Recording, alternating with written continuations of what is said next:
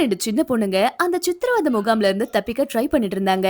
ஆனா அவங்க வெளியேறி குதிக்கிறதுக்குள்ளேயே அங்க இருந்த கார்ட்ஸ் அவங்கள கண்டுபிடிச்சிடுறாரு. இந்த சின்ன பொண்ணு சாரா அந்த சோல்ஜர் கிட்ட தன்னை வீட்டுக்கு போகும்படி கெஞ்சியும் அழ ஆரம்பிக்கிறா. ஏன்னா அவளோட தம்பி இன்னும் அந்த வீட்டுக்குள்ள இருக்கிற ஒரு கபோர்டுக்குள்ளேயே இவ பூட்டி வச்சுட்டு வந்திருக்கா அப்படின்ற மாதிரி சொல்றா. அவ கதையை கேட்டதுமே அந்த சோல்ஜருக்குள்ள இருந்த அந்த மனிதாபிமானம் வெளியே வருது.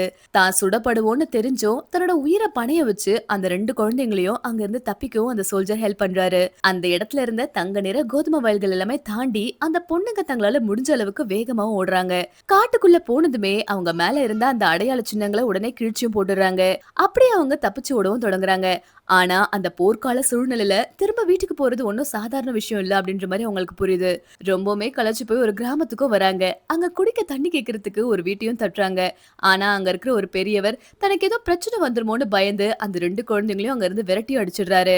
ஆனா அடுத்த நாள் அந்த பெரியவர் அவரோட அந்த நாயோட வீட்டுக்குள்ள அந்த 2 பேரையும் பாக்குறாரு. இந்த சாரான்ற குட்டி பொண்ணோட ஃப்ரெண்டுக்கு திடீர்னு உடம்பு முடியாம போயிடுது. ஆனா துரதிர்ஷ்டவசமா அந்த பொண்ணுக்கு சரியான நேரத்துல ட்ரீட்மெண்ட் கிடைக்காததால அவ இறந்தும் போயிடுறா. ஜெர்மன்ஸ் அங்க இருந்து போனதுக்கு அப்புறமா சாரா தனக்கு நடந்த எல்லா விஷயத்துமே அங்க இருந்த கப்பிள்ஸ் கிட்ட சொல்றா. அப்படியே தன்னோட தம்பியை எப்படியாவது காப்பாத்தி கொடுங்க அப்படின்ற மாதிரியும் கெஞ்சுறா. அந்த பொண்ணு திரும்பவும் எதிரிங்க கையில மாட்டிடக்கூடாதுன்னு நினைச்ச அந்த பெரியவங்க அவளை திரும்பவும் பாரிஸ்க்கு அனுப்பி வைக்க ஹெல்ப் பண்ணலான்ற மாதிரி முடிவு பண்றாங்க. யாருக்கும் சந்தேகம் வரக்கூடாது அப்படின்றதுக்காக ஒரு பையன் மாதிரி வேஷம் போட்டு அப்படியே ஜெர்மன் சோல்ஜர்ஸும் ஃபுல்லா இருக்கிற ஒரு ட்ரெயின்ல ஏறுறாங்க.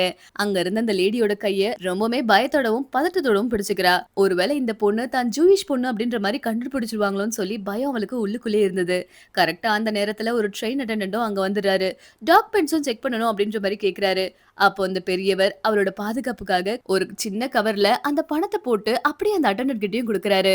ஒரு வழியா அவங்க அந்த ஆபத்துல இருந்து தப்பிச்சு சீக்கிரமாவே பாரிஸும் வந்து சேர்ந்துடுறாங்க. இந்த சின்ன பொண்ணு சாரா ரொம்ப ஆதங்கத்தோட ஓடி வீட்டுக்கும் போறா. ஆனா அதுக்குள்ள பல மாசம் கடந்து போனதால அந்த வீடு இப்ப வேற ஒருத்தர் கைக்கும் மாறிடுச்சு. அங்க உள்ள போய் பார்த்தா ஒரு சின்ன பையன் கதவையும் திறக்கிறான். உடனே அவனை அப்படியே ஓரமா தள்ளி விட்டுட்டு வீட்டுக்குள்ளேயே வேகமா ஓடுறா. அங்க இருக்கிற பழைய சாமான எல்லாம் கஷ்டப்பட்டு ஓரமா நகர்த்திட்டு ரொம்பவுமே ஆவலோட தன் கையில இருக்கிற சாவியை வச்சு அந்த கபோர்டையும் திறக்கிறா.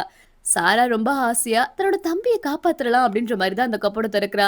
ஆனா ஷாக்கிங்கா அவளோட 4 வயசு தம்பி ஏற்கனவே மூச்சு திணறி சாப்பாடு தண்ணியும் இல்லாம இறந்து போயும் கிடக்குறான். அவளை நம்பி உள்ள இருந்த தம்பி பணமா கிடக்கிறத பார்த்து இவர் ரொம்பவுமே அழுதும் துடிக்கிறா.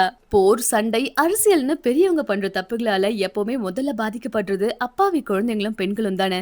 இந்த கதையில வர சாரா தன்னோட தம்பியை காப்பாத்தணும்னு உயிரை பணைய வச்சு ஓடி வரா. ஆனா காலம் கடந்த உதவி எவ்வளவு பெரிய தப்பா முடியுது பாத்தீங்களா?